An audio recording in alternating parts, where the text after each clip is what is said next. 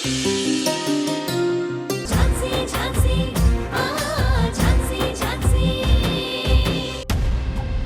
Honour, Mrinalini గారు చెప్పింది చూస్తే మనం అందరం చిన్నప్పుడు విన్న నాన్న పులి కథ గుర్తొస్తోంది. ఈ మధ్య మీరు కథలు పురాణాలు చెప్పడానికి కోర్టు బాగా ఉపయోగపడుతున్నట్టుంది. కేసుకి రిలేటెడ్ అయితే నిరభ్యంతరంగా చెప్పొచ్చు. యువర్ ఆనర్, ఆ కథలో పిల్లాడు 2 సార్లు పులి పులి అని అబద్ధం చెప్పి వాళ్ళ నాన్నని ఆట పట్టించాడు. 3వసారి నిజంగానే పులొచ్చింది. ఆ పిల్లాడు ఎంత గట్టిగా పిలిచినా ఈసారి వాళ్ళ నాన్న ఆ పిల్లాణ్ణి నమ్మలేదు, వెళ్ళలేదు కూడా. పులి ఆ పిల్లాణ్ణి చంపేసింది.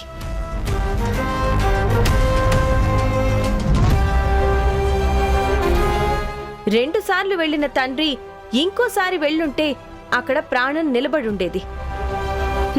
ఇక్కడ కూడా ఒకసారి ప్రయత్నించాం, రెండోసారి ప్రయత్నిస్తే పోయేదేముంది?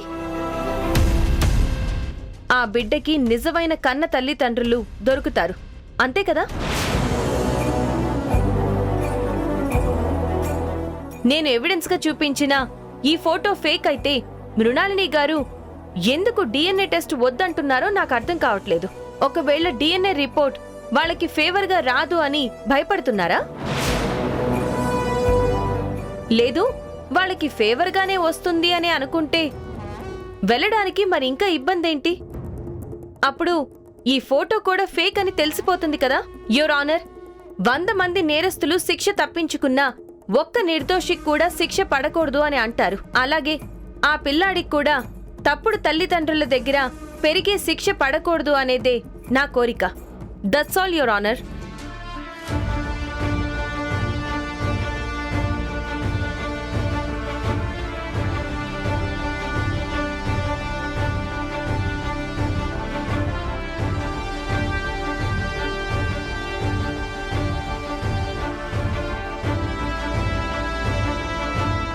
ఒక్క నిమిషం your honour.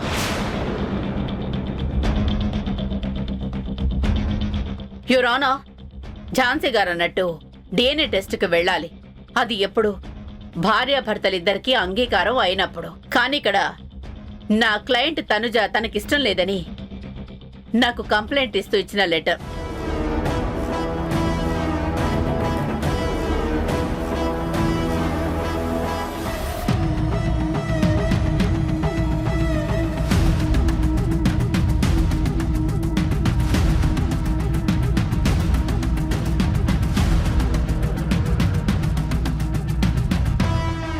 Okay your honour, ఈ న్యాయస్థానంలో నేనందరికీ తెలియజేసేది ఏంటంటే, ఒక స్త్రీకి లేదా ఒక భార్యకి ఇష్టం లేకుండా ఏ భర్త డిఎన్ఏ టెస్ట్ చేయించడం చట్ట విరుద్ధం. ఇది ఆ స్త్రీ యొక్క గోప్యత హక్కుకు భంగం కలిగించే చర్య. ఇదే విషయాన్ని భారతీయ న్యాయస్థానాలు పలుమార్లు స్పష్టం చేశారు, నిరూపించారు. ఇలాంటి కేసులోనే రీసెంట్ గా మొన్న మార్చిలో మన తెలుగు రాష్ట్రంలోనే ఓ హైకోర్టు ఇచ్చిన తీర్పిది.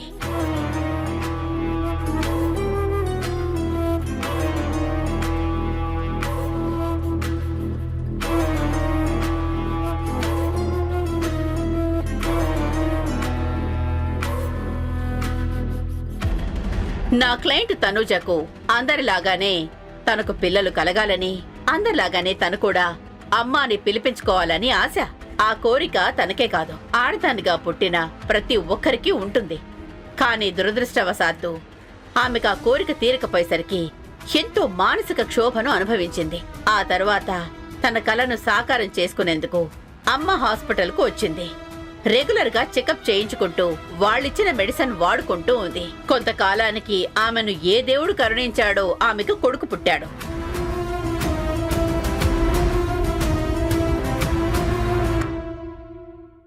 అంతా బావుంది అనుకునేసరికి ఒక పేపర్ ముక్క ఆ ఇంటిలో సంక్షోభాన్ని సృష్టించింది. నా క్లయింట్ ఆ బాబుని తన కొడుకే అని నమ్ముతున్నా కూడా తన భర్తకున్న అనుమానాన్ని భరిస్తూ సహిస్తూ మొదటిసారి కోర్టుకు రావడానికి ఒప్పుకుంది.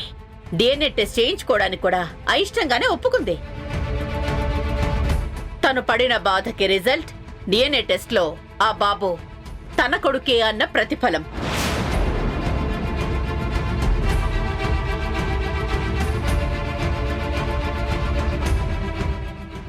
కానీ మళ్ళీ ఝాన్సీ గారు చూపించిన ఆ ఫోటో వాళ్ళ కుటుంబంలో కలతలు తీసుకొచ్చింది. మళ్ళీ అనుమానాలు, గొడవలు. అయినా కూడా తన భర్తను ఒప్పించే ప్రయత్నం చేసింది, ఎంతో ఏడ్చింది. ఆ ప్రయత్నంలోనే భర్త మనసు మారకపోయేసరికి తన మనసు మార్చుకొని ఇచ్చిన కంప్లైంటే ఈ కంప్లైంట్.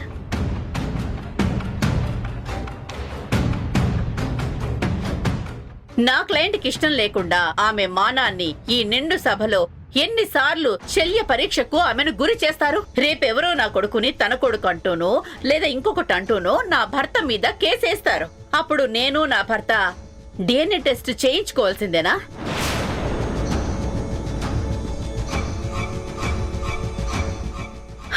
అలా దారిన పోయేవాడు ఏదో అన్నాడనో లేదా చేతికి ఏదో పనికిరాని పేపర్ ముక్కనో లేదా ఫోటోనో దొరికిందని ప్రతిసారి DNA టెస్ట్ చేయించుకుంటూ పోలేం కదా యువరానా. అసలు మనం సమాజంలో ఎక్కడికి పోతున్నాం? సంస్కారం ఏమైపోతోంది? ఆ రోజు నిండు సభలో ద్రౌపది మానానికి అభిమానానికి భంగం కలిగినట్టు ఇప్పుడు కూడా జరుగుతోంది.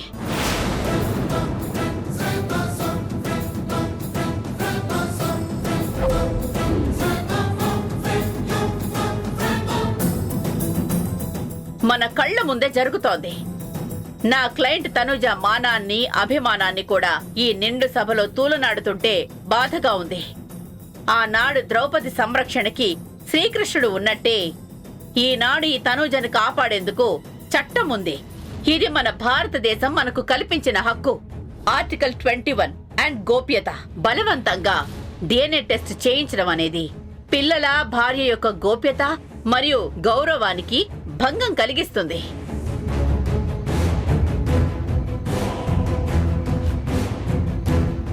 సాక్ష్యాల చట్టం సెక్షన్ 112 వివాహ బంధం కొనసాగుతున్నప్పుడు జన్మించిన పిల్లలు భర్తకు చెందినవారుగానే చట్టం భావిస్తుంది.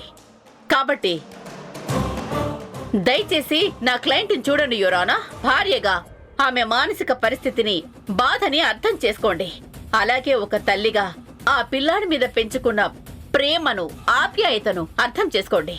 మొత్తంగా ఆవిడ అనుభవిస్తున్న ఆవేదన్ని అర్థం చేసుకుని తనకు తగిన న్యాయం చేయవలసిందిగా, ఆ బిడ్డ ఆమెకే చెందింది కాబట్టి ఈ కేసుని కొట్టివేయవలసిందిగా కోరుకుంటున్నాను యువరానా. అలాగే నా క్లయింట్కి ఇష్టం లేదు కాబట్టి DNA test ruled out. So there is no case at all. I request you to please dismiss the case యువరానా.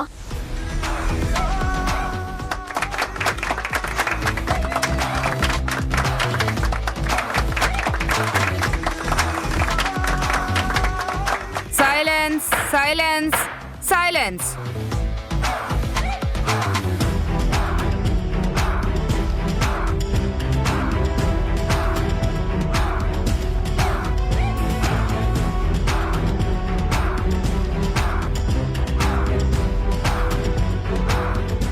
Okay, after lunch break session continue చేద్దాం.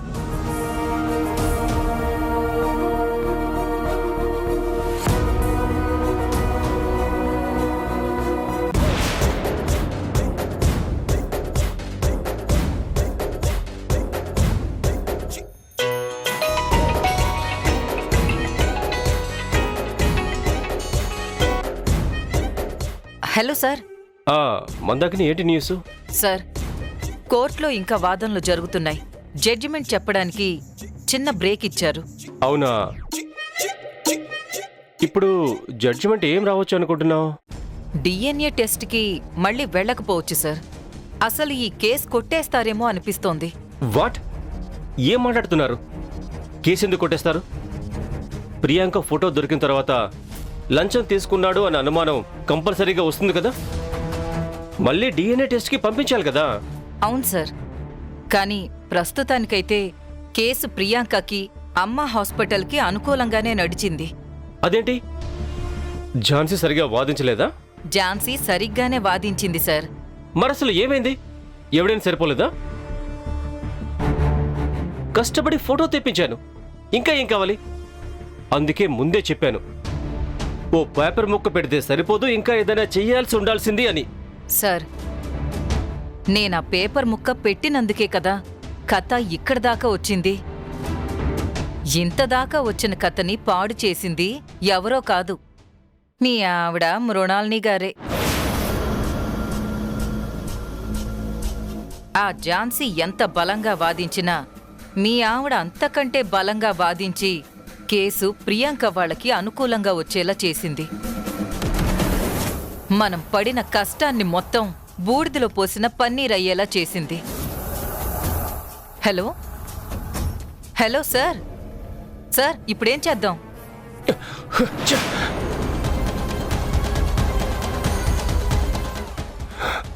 శత్రువులు ఎక్కడో ఉండరు, మన చుట్టుపక్కలే ఉంటారంటే ఏంటో అనుకున్నాను.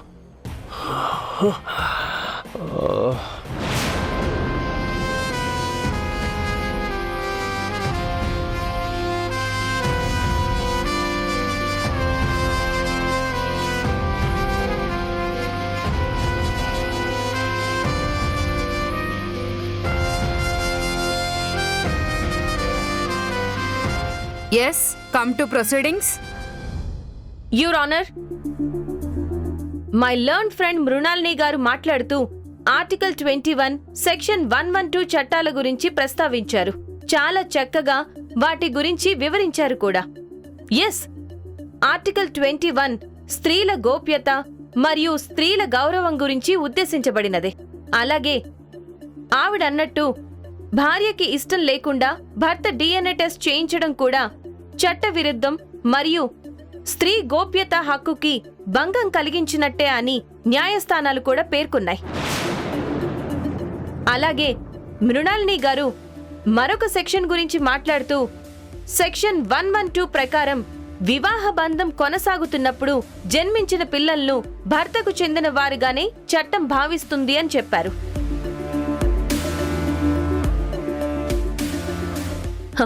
మృణాలిని గారు, మీరు చెప్పింది 100% కరెక్ట్ అని నేను ఒప్పుకుంటాను. సెక్షన్ 112 మీనింగ్ ఏంటంటే వివాహ బంధం మొదలైన తర్వాత పుట్టిన బిడ్డని, భర్త భార్య మీద అనుమానంతో పుట్టిన బిడ్డని నా బిడ్డ కాదు అని అంటే కోర్టు నీ బిడ్డే అని ప్రెజ్యూమ్ చేస్తుంది.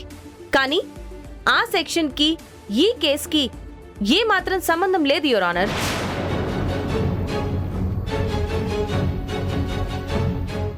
ఎందుకంటే తనుజ వాసుదేవ్ గారికి బిడ్డ పుట్టింది న్యాచురల్గా కాదు, ఆర్టిఫిషియల్ ఇన్సిమినేషన్ ద్వారా ఒక హాస్పిటల్లో జరిగింది.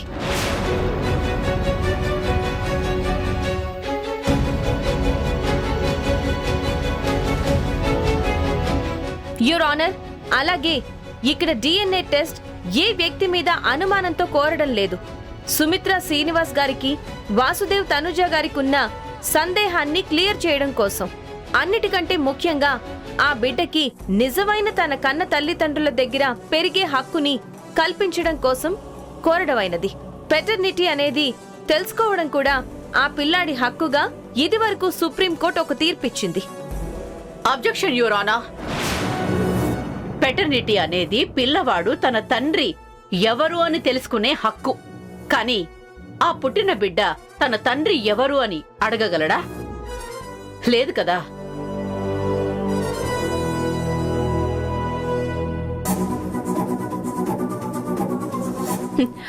ఎస్ యువర్ ఆనర్, ఆ పిల్లాడు అడగలేడు.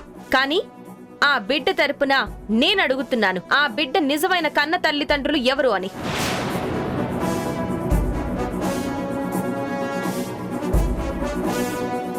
ఆ బిడ్డ తరపున నేను పోరాడతాను, ఆ బిడ్డకి సంపూర్ణ న్యాయం జరిగేంత వరకు.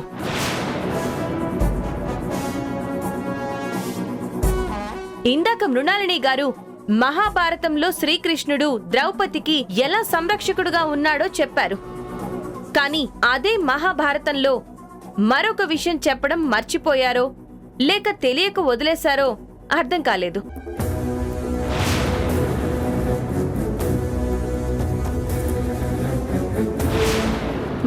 మహాభారతంలో కర్ణుడు కూడా తన సొంత తల్లిదండ్రుల దగ్గర పెరగకపోయేసరికి సమాజంలో ఎన్నో అవమానాల్ని, ఎన్నో ఇబ్బందుల్ని ఎదుర్కొన్నాడు. అందుకే అతన్ని అందరూ సూతపుత్రుడు అని పిలుస్తారు. అలాంటి అవమానాలు, అలాంటి ఇబ్బందులు భవిష్యత్తులో ఈ బిడ్డ ఎదుర్కోకూడదు అనే ఉద్దేశంతోనే అడుగుతున్నాను యువర్ ఆనర్.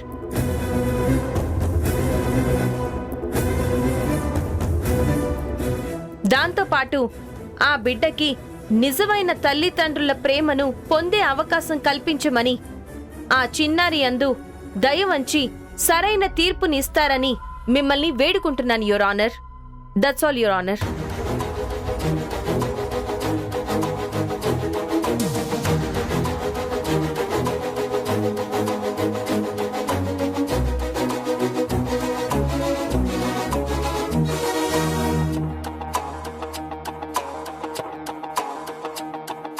సాక్ష్యాలు ఈ కేసు పూర్వపరాలను విన్న తర్వాత ఇది ఏ ఒక్కరి గోప్యత గౌరవంకు భంగం కలిగించేది కాదని నమ్ముతూ ఆ పిల్లవాడి భవిష్యత్తుని దృష్టిలో ఉంచుకుని అతనికి తన నిజమైన తల్లిదండ్రుల వద్ద పెరిగే అవకాశం కల్పించడం కోసం ఈ న్యాయస్థానం తిరిగి మరోసారి DNA టెస్ట్ జరిపించాలని ఆదేశిస్తుంది.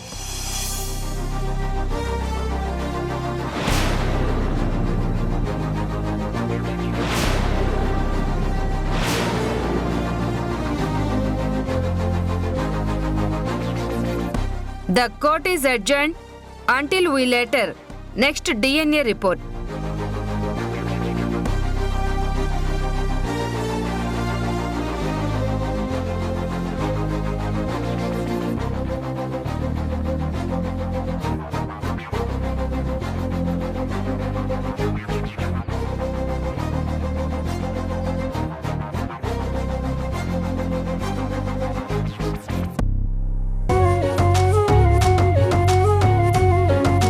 అదిగో మేడం వస్తున్నారు. Congratulations madam. Congratulations madam. Congratulations Jhansi గారు. కంగ్రాట్స్ ఝాన్సీ గారు. అబ్బా ఝాన్సీ గారు, ఏం వాదించారండి. న్యాయం కోసం మీరు పడే తపన, మీరు చేసే పోరాటం అదర్హో అనిపించిందండి. చాలా గ్రేట్ అండి ఇలా ఉండడం. ఝాన్సీ గారు, కర్ణుడు ఎపిసోడ్ చెప్పి జడ్జి గారి చేత కంటతడి పెట్టించేలా చేశారు కదా ఝాన్సీ గారు. అద్భుతంగా వాదించారు. Thank you. ఝాన్సీ గారు, ఎన్నో సంవత్సరాల ఎక్స్పీరియన్స్, ఎంతో విన్నింగ్ ట్రాక్ రికార్డ్ ఉన్న ది గ్రేట్ మృణాలిని గారికే ముచ్చెమటలు పట్టించారండి. మేడం, మీకెవరు సరిలేరు. ఇంకా మీ గెలుపుకి అడ్డే లేదు. ఇంకా excellent madam. Thank you.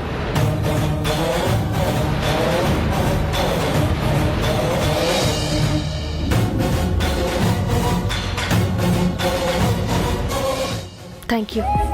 Thank you. Madam, మా బాబు మాకు వచ్చినట్టే కదా? చూద్దాం, ఇంకా DNA టెస్ట్ ఉంది కదా. Sir, good afternoon sir. రారా గౌతమ్, కూర్చో. Thank you sir. It's okay, fine. Gautam, నేను నిన్ను ఇక్కడికి ఎంక్వైరీ కోసం పిలవలేదు, ఇన్ఫర్మేషన్ కోసం పిలిచాను. రా కూర్చో.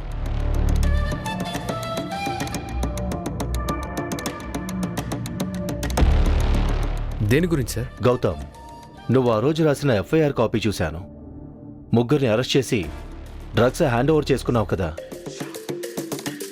ఆ FIR కాపీ వెరీ డీటెయిల్డ్గా ఉంది. Very good Gautam, keep it up. Thank you sir.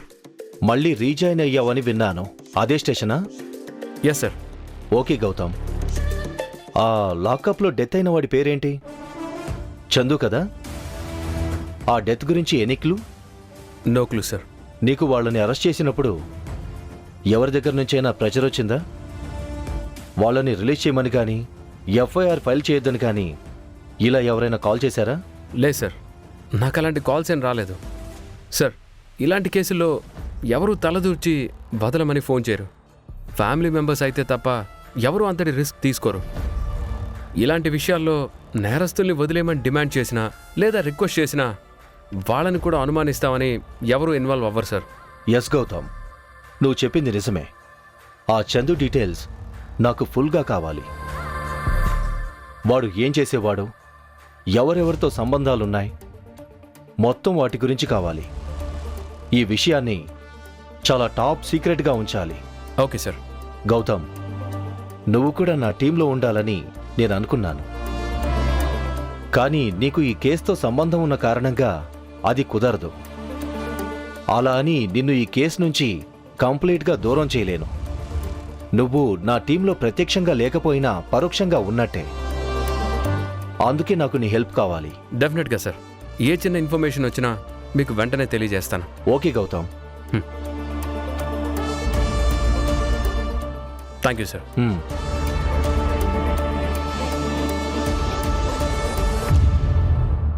ఆ మోహన్ సురేష్ల కాల్ డేటా ఇంకా రాలేదేంటి? సరే, నేను ఇంకా బయలుదేరతాను.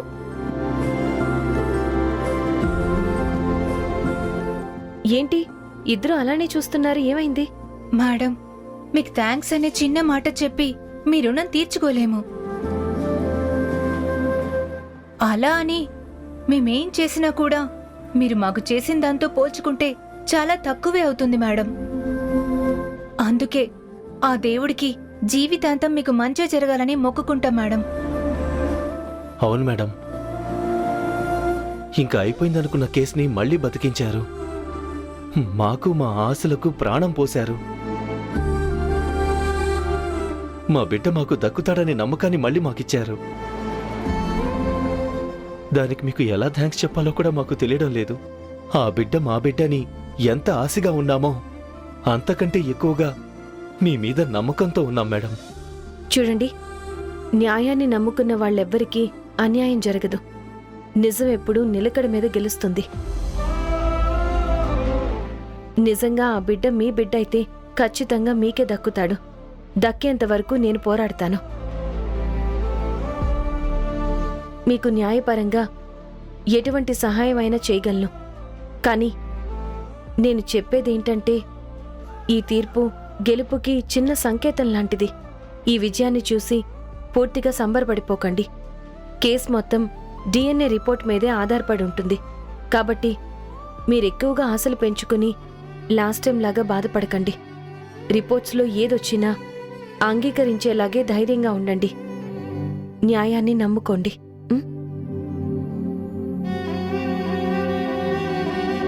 మన కామన్ శత్రువు అమ్మా హాస్పిటల్ అధినేత ఆ కృష్ణప్రసాద్ నాశనం చూడడం.